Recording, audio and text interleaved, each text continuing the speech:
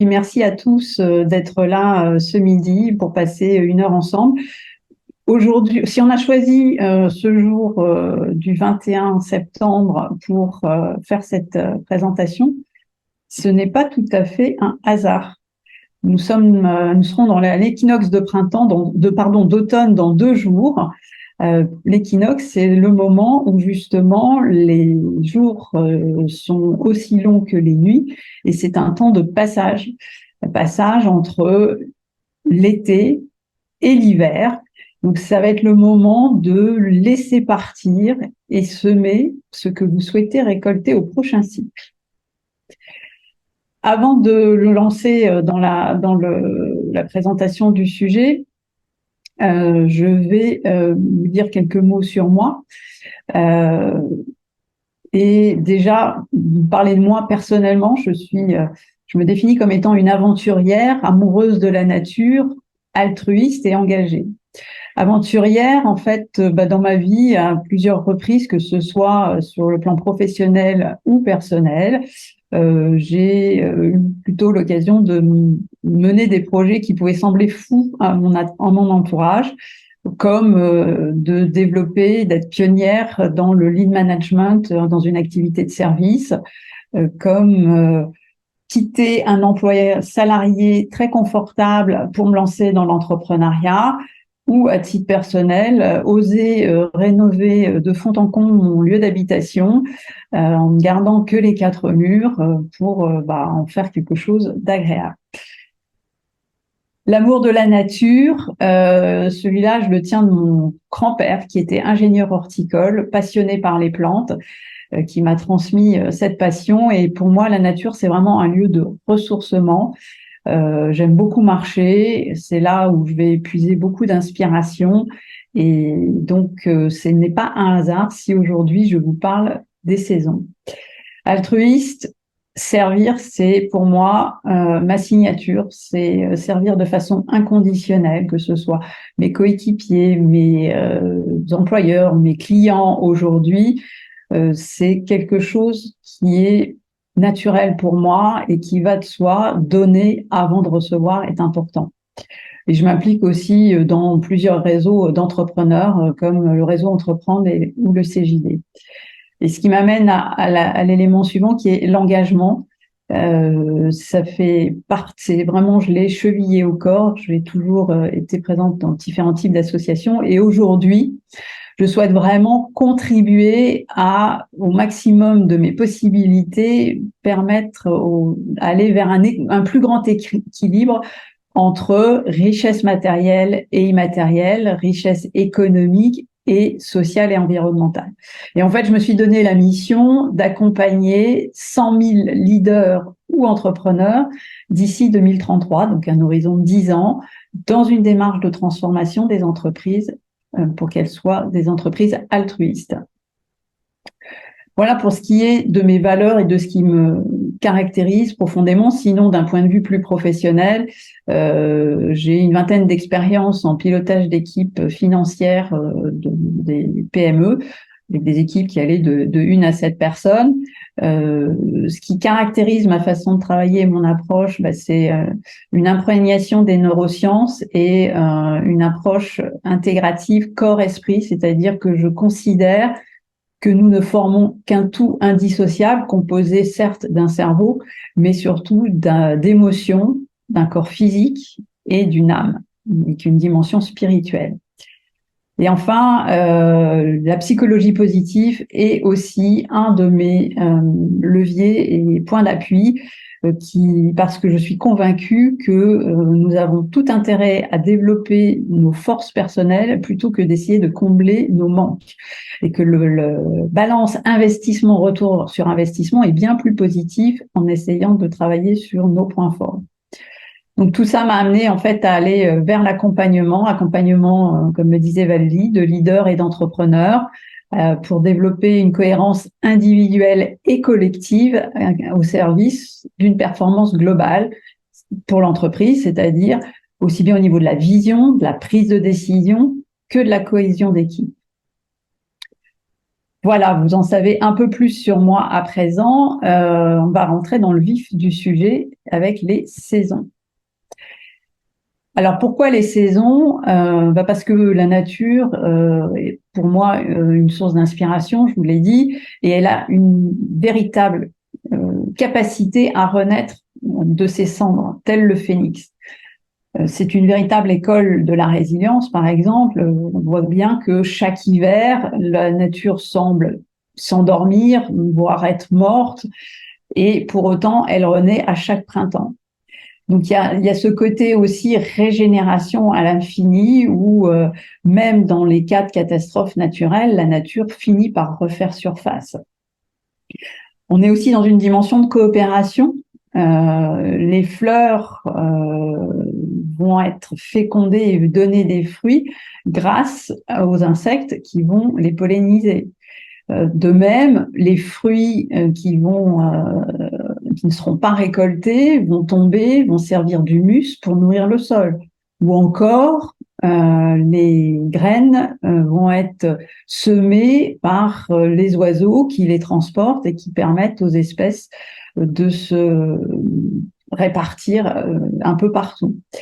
Donc, on a vraiment des éléments qui sont intéressants. Et enfin, les cycles, enfin, la nature travaille sur le temps long. On est dans des cycles qui recommencent à l'infini et chaque cycle est à la fois une phase de renouvellement et un temps de croissance. Il suffit de regarder ces arbres qui ont traversé les siècles pour s'en donner un peu la mesure. Alors, quel parallèle faire avec l'entreprise? Déjà, comment vous réagissez à cette image? Qu'est-ce qu'elle, vous pouvez rapidement dans le chat mettre quelques mots sur ce que ça provoque chez vous comme réaction?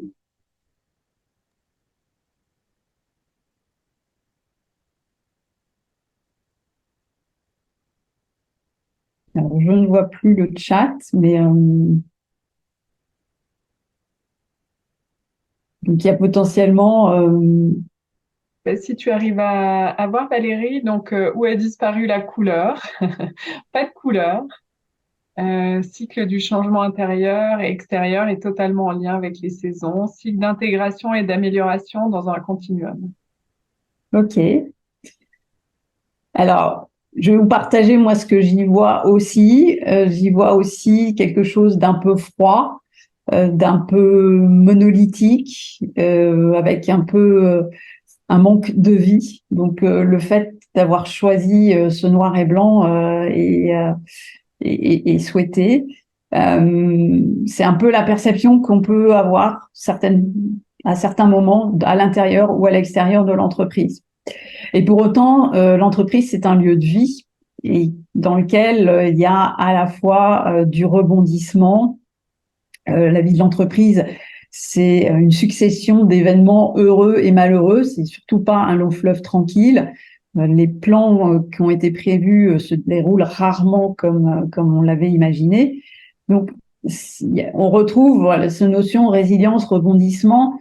De la même manière, les entreprises sont amenées à se renouveler. Une entreprise qui dure, c'est une entreprise qui a de la créativité et qui va être capable de faire face aux imprévus en répondant par de nouvelles offres, de nouvelles solutions. On retrouve aussi l'interdépendance, la coopération. Une entreprise qui a une habitude de travailler en mode transverse va être beaucoup plus agile, va beaucoup plus facilement être capable de traverser les difficultés parce qu'elle va être capable de répondre beaucoup plus vite. Si le problème de mon collègue est aussi mon problème et qu'on cherche tous ensemble à servir le client, ça va aller beaucoup mieux et ça va être beaucoup plus efficace. En fait, seul on va plus vite, mais ensemble on va plus loin.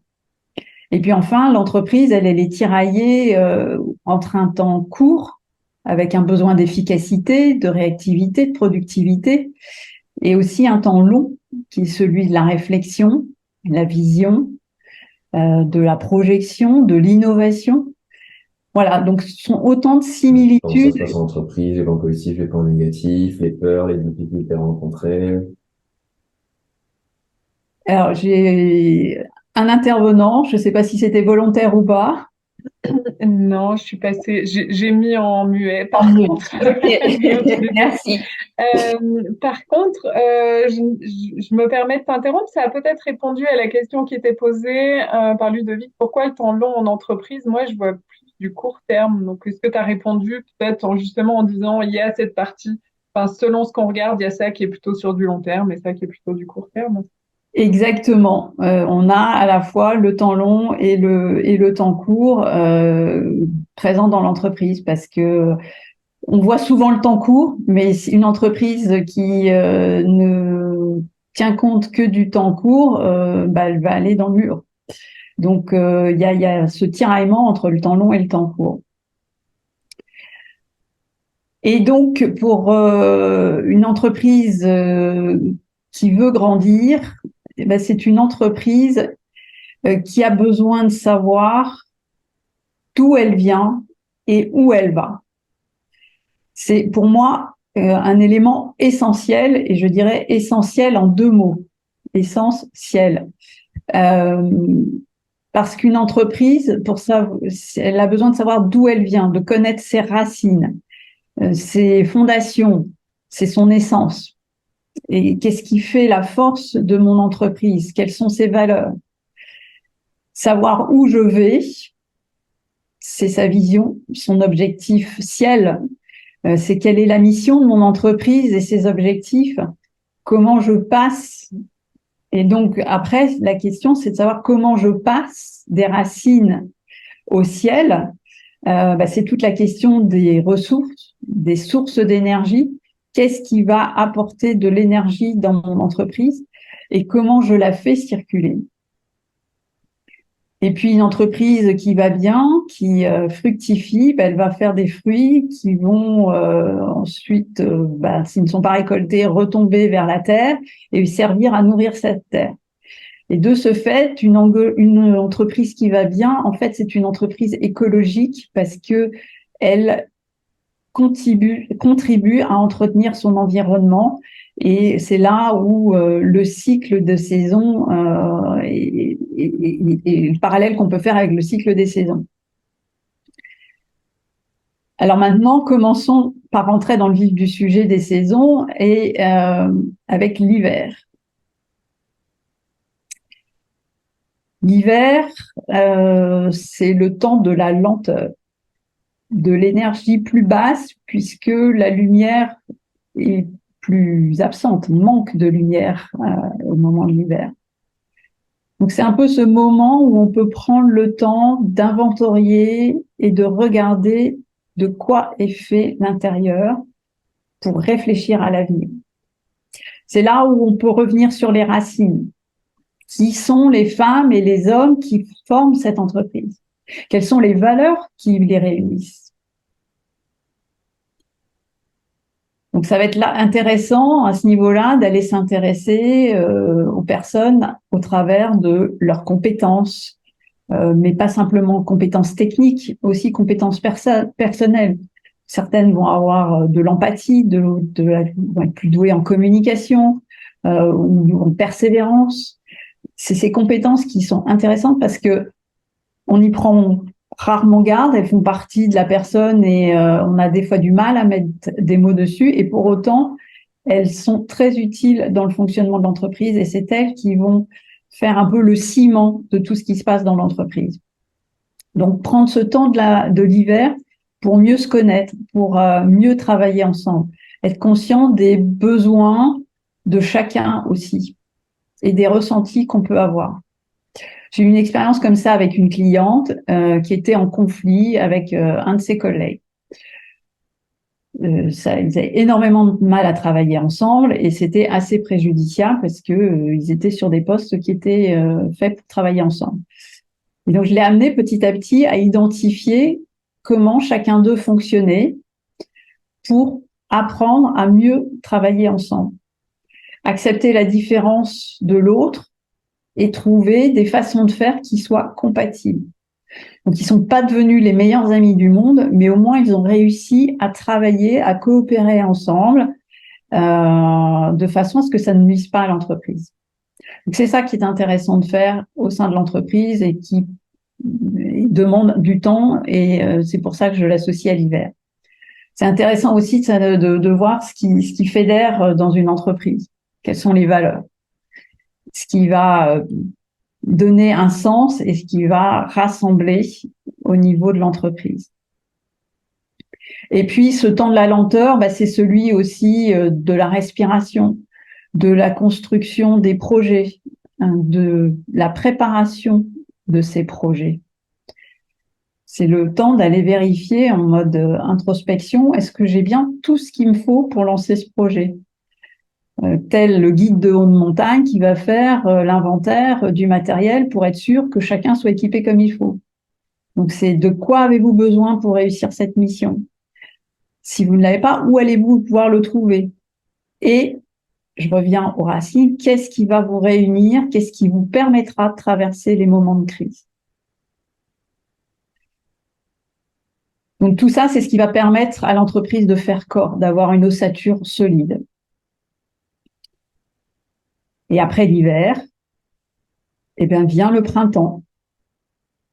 Le printemps, la nature renaît, les jours rallongent, les températures s'adoucissent, on entend les oiseaux qui chantent, et l'énergie commence à remonter dans la nature. Les premières pousses sortent de terre. C'est aussi la période des amours. En entreprise, c'est un peu comme un nouveau projet qui vient, qui arrive, ou un nouveau coéquipier qui démarre, qui arrive dans l'entreprise. En fait, on est sur des phases où tout est fragile, tout est vulnérable. Et cette question de la vulnérabilité, elle est très compliquée pour l'entreprise. Elle est souvent mal acceptée parce qu'elle est considérée comme une faiblesse, comme une faille. Et pourtant, c'est une force. Parce qu'être conscient de sa vulnérabilité, c'est un véritable atout. Ça oblige à être créatif. Vous connaissez probablement l'histoire de David et Goliath. David, petit berger, qui doit affronter Goliath, un géant de 3 mètres, super baraqué, avec une armure et toutes les armes qu'il faut. David n'a que sa fronde et ses pierres. Et il va aller sélectionner quelques pierres bien lisses, bien choisies, qui vont pouvoir lui permettre de terrasser ce géant avec simplement un jet de pierre bien placé. S'il n'avait pas été conscient de cette vulnérabilité, il n'aurait certainement pas été chercher cette créativité. Il aurait cherché à sa former de la même manière que le géant et se serait fait certainement terrasser. Laisser transparaître sa vulnérabilité, c'est aussi montrer son humanité. Et c'est ce qui permet d'entrer en relation avec l'autre. Quand vous partagez un événement, qu'il soit heureux ou malheureux, vous partagez quelque chose de vous avec l'autre. Et ça donne envie à l'autre, ça lui donne la permission, à son tour, de pouvoir ouvrir et partager un petit bout de sa personnalité. Donc, c'est une façon d'entrer en lien avec l'autre. Et enfin, la vulnérabilité, c'est aussi accepter le droit à l'erreur. Un collaborateur qui ne bénéficie pas de ce droit, il va pas prendre d'initiative, il va pas prendre de risque parce que trop peur de se faire aligner, de pas avoir son bonus de fin d'année, de se faire mettre sur le banc de touche, ce qui est une erreur parce qu'évidemment les erreurs répétées, c'est plus des erreurs, ce sont des manquements, mais oser faire quelque chose et prendre le risque de se planter, c'est ce qui donne aux entreprises l'opportunité de réussir, de trouver de nouvelles pistes. Et moi, je connais des entreprises où c'est le contraire qui se passe. C'est que si vous n'avez jamais d'erreur, vous allez être en quelque sorte pénalisé. En tout cas, il sera considéré que vous n'avez pas donné le meilleur de vous-même. Avec cette idée que quelqu'un qui ne prend pas de risque n'innove pas. Mais la question de la vulnérabilité, en fait, derrière, il y a une question d'ego et une question de sensibilité parce que dans la vulnérabilité, il y a notre peur du jugement. Et là, c'est là qu'on rejoint le monde des émotions. Ces émotions qui ont du mal aussi à trouver leur place dans l'entreprise. Et pourtant, elles sont fondamentales parce qu'elles sont à la base du mouvement.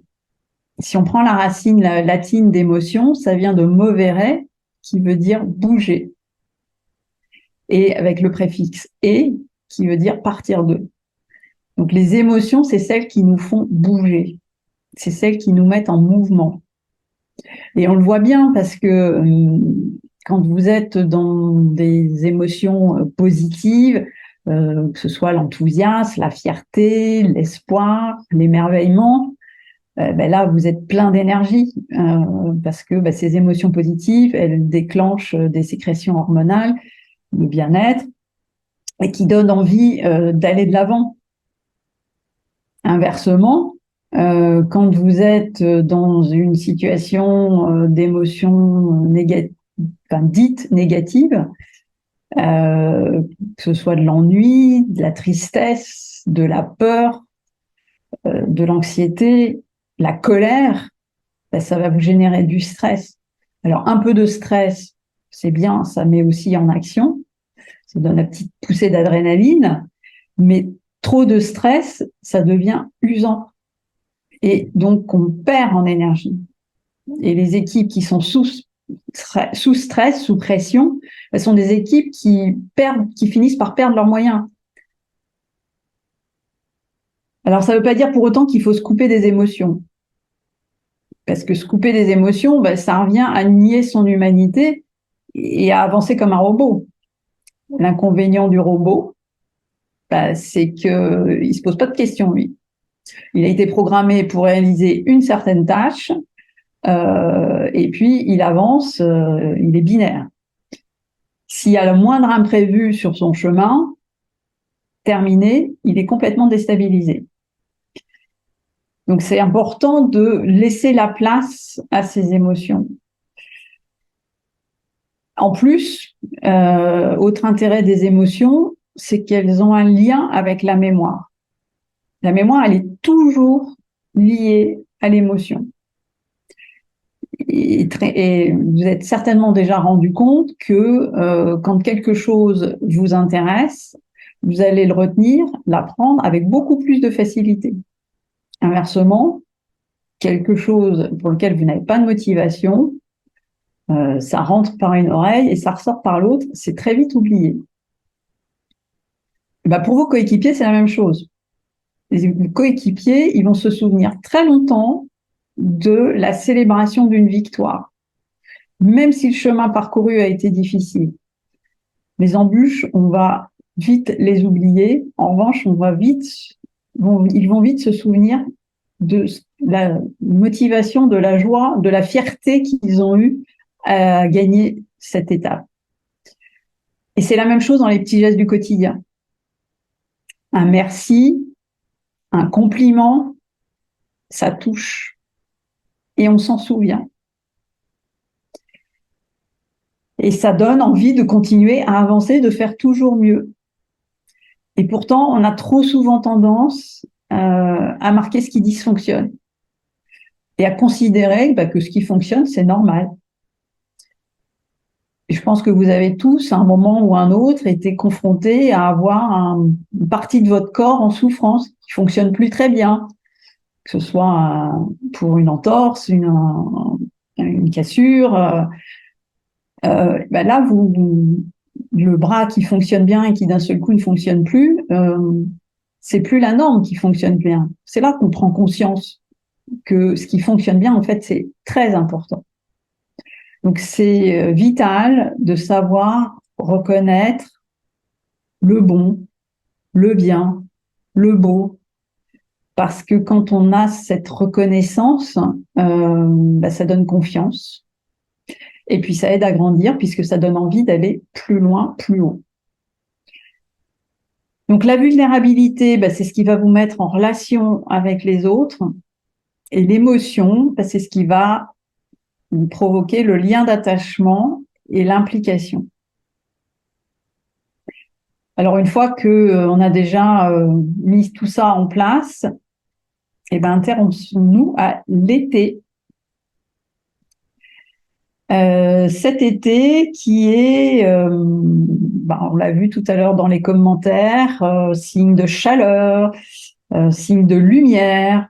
À ce moment-là, les branches vont être toutes tournées vers le soleil. La nature, quelque part, atteint son apogée. C'est aussi là où les températures sont les plus chaudes et qu'on arrive sur un risque d'incendie. Et bien dans l'entreprise, c'est pareil. Quand l'activité bat son plein, que tout le monde est sous tension, le risque de surchauffe, c'est là qu'il est le plus important. C'est exactement comme Icare, qui veut s'approcher trop près du soleil et puis qui s'écrase au sol. S'écraser au sol, c'est le burn-out. Alors comme remède à cette situation d'embrasement ou de risque d'embrasement, pour moi, il y a un élément fondamental qui est celui de revenir à l'essence et au sens. Essence et sens, c'est-à-dire revenir à l'âme de l'entreprise. Pourquoi cette entreprise existe? Quelle finalité autre qu'économique a-t-elle? Quand le projet s'est terminé, qu'est-ce qui va en rester? Quelles sont les valeurs, les fondations qui réunissent tout le monde autour du projet? Et là, je vous renvoie au travail qui est à faire au moment de l'hiver. Donc, avoir conscience de cette âme de l'entreprise, c'est ce qui va permettre de recentrer. Quand on est en situation d'éparpillement, d'exploration tous azimuts, de diversification, qui souvent amène à perdre le nord, ça vaut le coup de prendre régulièrement le temps, individuellement, collectivement, de regarder la boussole. Évidemment, à condition de l'avoir définie au moment de l'hiver. Donc, revenir à l'essence, c'est revenir à la version minimaliste de l'entreprise, le b.a.-ba. Et pour ça, moi, j'ai une petite technique que j'utilise quand je me sens un peu sous l'eau et que je sais plus par quel bout attraper les choses. J'utilise le stop. Le stop avec S pour s'arrêter. Juste prendre conscience que ça part dans tous les sens et dire stop. Prendre le temps, le T. Savoir s'accorder du temps pour observer ce qui se passe en nous et autour de nous. Et ensuite, poursuivre son activité. Et ça m'arrive quand je suis en situation de stress. En général, je fais ça le soir. Je fais le point. Dire, bon, voilà, quel est l'état des lieux? Où est-ce que j'en suis?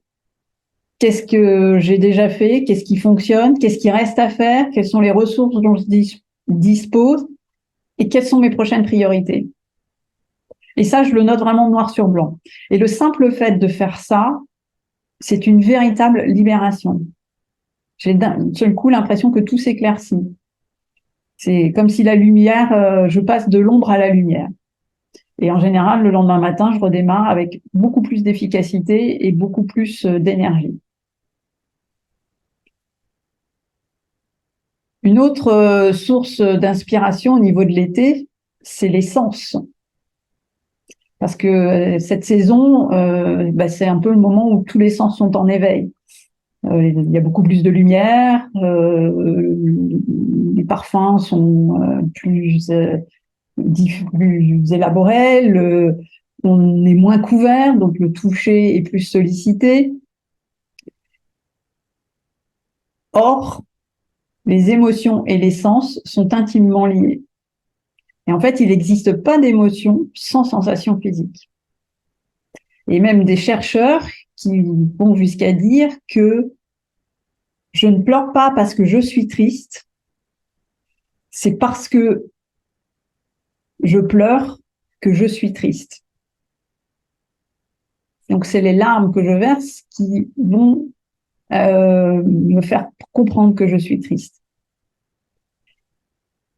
Et en fait, vous pouvez faire vous le savez déjà, c'est quand vous avez les mains moites, le ventre noué, le rythme cardiaque qui s'accélère, c'est qu'il y a un inconfort qui est là, c'est qu'il y a quelque chose d'incohérent. Alors, ça peut être une passion passagère, hein, quand il y a, par exemple, au moment de démarrer un webinaire.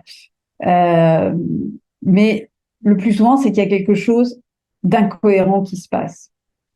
À l'inverse, quand vous êtes enthousiaste, que vous vous sentez léger ou légère, que tout semble facile, c'est qu'en fait, tout est aligné. C'est que vous avez les bonnes ressources, que c'est en accord avec vos valeurs et tout est facile. Ce que je cherche à vous dire par là, c'est que vos ressentis sont capables de vous dire si vos actions sont cohérentes avec vos aspirations, votre vision. Et notre corps, en fait, il a cette magie, enfin ce pouvoir d'être un véritable centre d'information. Il perçoit bien plus d'informations que notre cerveau ne peut, que notre cortex ne nous en apporte à la conscience. Parce que tout passe par le corps et ensuite le cerveau analyse.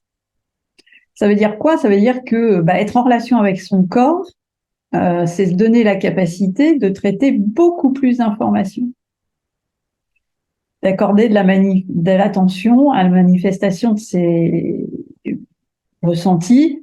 C'est aussi lui faire confiance et ainsi de développer son intuition. L'intuition, c'est en fait cette capacité à avoir une connaissance immédiate sans passer par le raisonnement. Donc, c'est pour ça que c'est extrêmement important de vous connecter à votre corps, et plus vous serez en lien avec lui, plus vous serez au clair avec votre âme, votre lumière, ce qui vous guide, et plus ce sera facile de prendre des décisions. Et ce sera aussi une opportunité de prendre conscience qu'il existe des éléments qui nous dépassent et dans lesquels on peut avoir confiance. Parce qu'en fait, on ne sait jamais ce qui va se passer dans la minute qui suit. Et j'avais un patron qui nous disait tout le temps, on n'est pas à l'abri d'avoir une bonne nouvelle ou d'avoir de la chance. Autre point sur la créativité, l'essence plus exactement, c'est aussi une bonne façon de développer la créativité. Par exemple, passer par une image, une odeur, un son, une matière touchée. En fait, ça sollicite pas les mêmes aires dans le cerveau. Donc, ça crée des connexions neuronales, des chemins de pensée différents. Et il y a un exercice que moi, j'aime bien faire, c'est d'utiliser des cartes qui représentent des tableaux abstraits. Et demander à mes stagiaires, mes participants, de se poser une question qui est importante pour eux dans le moment, puis de tirer une carte. Et après, je vais les guider dans l'observation de cette carte au travers des émotions, des sens, des ressentis physiques, pour les ramener ensuite à la question initiale qu'ils se sont posées. Mais ce qui est intéressant, c'est que dans pratiquement tous les cas, sauf les personnes qui sont vraiment hermétiques, et encore, même dans ces cas-là, il y a de nouvelles associations d'idées qui se font. Donc, je vous encourage à développer toute autre activité et à le faire aussi avec vos équipes. Parce qu'encourager le développement des activités autres que mentales au niveau de vos équipes, ça va leur permettre d'être beaucoup plus créatifs et d'innover. Une chose importante, par exemple, c'est l'écriture à la main, tout simplement. Le fait d'écrire à la main ne sollicite pas les mêmes aires dans le cerveau que le fait de taper sur un clavier. Et en fait, l'écriture à la main permet de rendre les choses beaucoup plus concrètes. Donc, quand on a développé toutes ces capacités émotionnelles, humaines et spirituelles, ben, ça donne tout de suite quelque chose de beaucoup plus vivant dans l'entreprise. Et quand on est arrivé à l'apogée des saisons, ben, vient ensuite le moment de redescendre. Et c'est ce qui se passe avec l'automne. L'automne, c'est vraiment cette saison de transition où la lumière, bah, c'est ce qu'on va vivre là, ce qu'on commence à vivre. La lumière baisse, les températures aussi, les couleurs changent. C'est la fin des vacances, la rentrée des classes. La nature a fini son cycle. Alors, pour les entreprises, c'est aussi donc le temps des récoltes et de la préparation de la terre pour le cycle suivant. Donc, c'est le moment justement de laisser partir ce qui ne sert plus et de semer ce qui va servir pour l'année suivante. Pour les organisations, en fait, ça correspond à la fin d'un projet, la fin d'un dossier, la fin d'une année et la préparation d'autres. Donc, c'est vraiment ce temps qu'il est utile de prendre pour faire le point sur le cycle qui vient de s'écouler. Qu'est-ce qui a bien fonctionné? Qu'est-ce qui peut être amélioré? Est-ce qu'il ne faut pas recommencer? Et surtout, d'insister sur qu'est-ce qui a bien fonctionné. Parce que généralement, c'est là où on passe le moins de temps. Et c'est pourtant ce qu'il y a de plus important. C'est que si ce bilan est bien formalisé, il va être riche en enseignements et en possibilités de capitalisation. Vous allez pouvoir chercher à reproduire et encore améliorer ce que vous savez déjà bien faire. Et savoir ce que vous faites bien, si vous le faites encore mieux, ça va vous demander relativement peu d'énergie supplémentaire.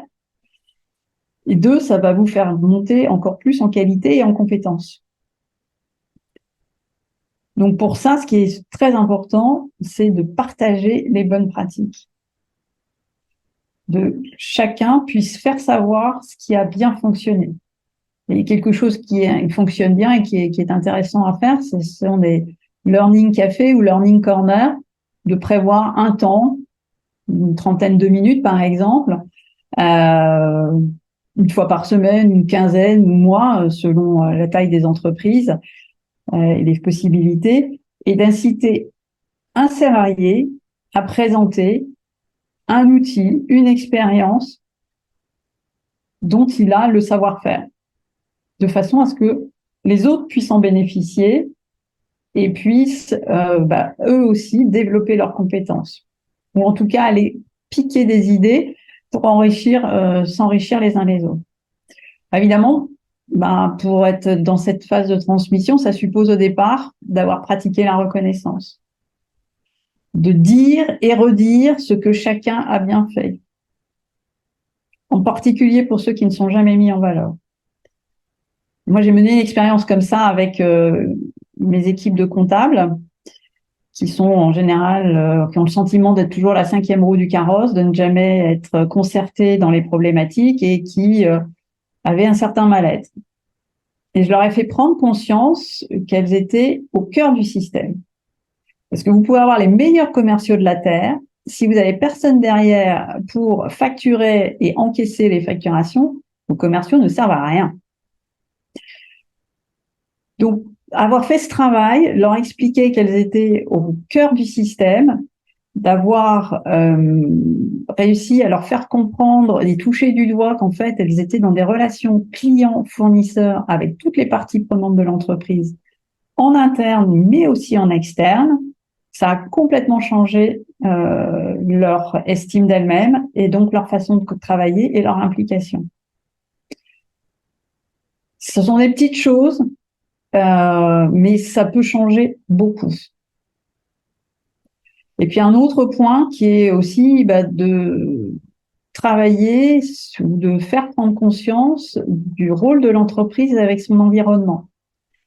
Pareil, ça peut être sur des petites choses, la gestion des déchets, la consommation d'énergie, l'intégration de stagiaires. En quoi le fait d'intégrer des stagiaires, ça contribue au développement de la collectivité dans son ensemble. Tout ce qui peut donner du sens et responsabiliser a son importance en entreprise. Et c'est ce qui va faire que l'entreprise devient un véritable organisme vivant.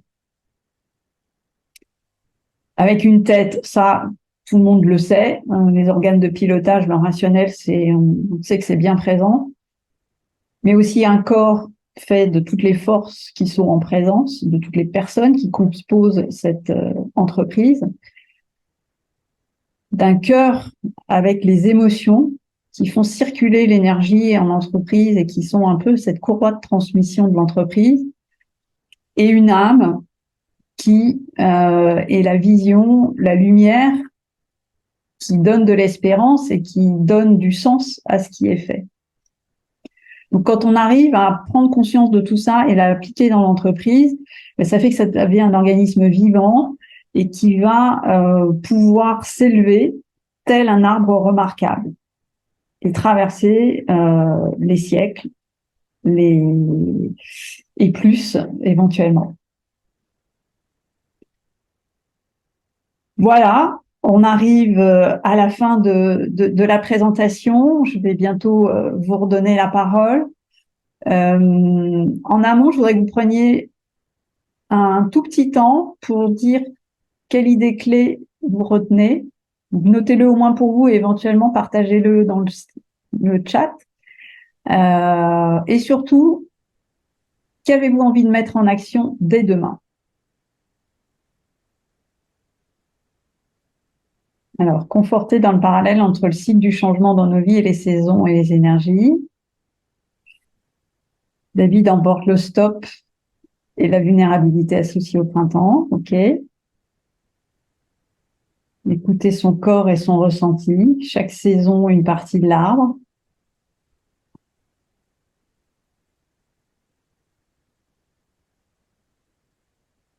Vulnérabilité, source de créativité. Et oui, on l'oublie trop souvent.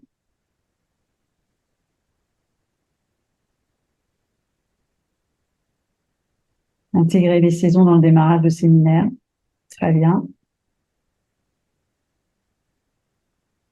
En tout cas, je vous remercie de votre attention.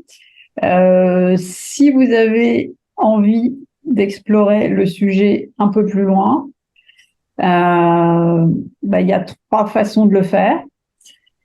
La première, c'est de vous plonger dans le livre qui est pas très long et qui reprend certains des éléments que je vous ai partagés, qui propose d'autres exercices aussi.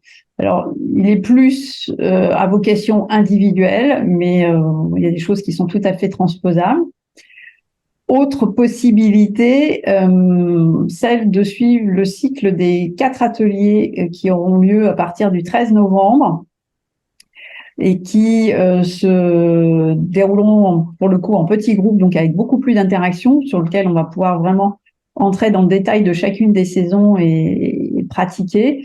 Ce seront des groupes de 8 et ça dure 1h30. Le premier rendez-vous est le 13 novembre et ensuite on décidera avec le groupe des prochaines dates. Et puis, si vous avez un sujet plus particulier qu'on n'aura pas le temps nécessairement d'aborder dans les minutes qui nous restent, je prendrai volontiers 30 minutes avec vous pour l'évoquer. Et je vais d'ailleurs vous partager dans le chat les liens, que ce soit vers le site des 4 saisons ou vers mon calendrier pour que vous puissiez prendre rendez-vous si vous en avez envie. Et sinon, de toute façon, vous pouvez m'écrire à mon adresse mail et je vous enverrai, ou Baldi vous enverra à tous ceux en tout cas qui étaient inscrits sur Practice, la présentation, et ceux qui me la demanderont par mail, je la verrai avec plaisir aussi.